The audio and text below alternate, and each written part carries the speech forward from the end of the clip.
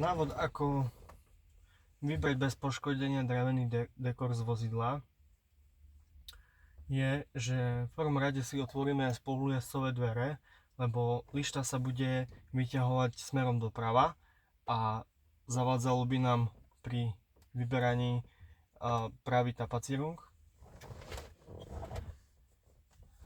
Tu je klip, ktorý sa len zacvakuje v tomto mieste. Čiže v prvom rade po pravej strane ruky, kde máme zapaľovanie vozidla, štartovanie, si vytiahneme v rohu časť lišty a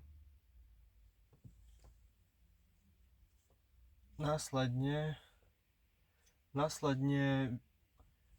keď už ju máme ako keby povytiahnutú týmto smerom, takto, tak ju budeme posúvať smerom doprava, sem. Tak ju posunieme a už ju postupne pomaly vytiahneme von.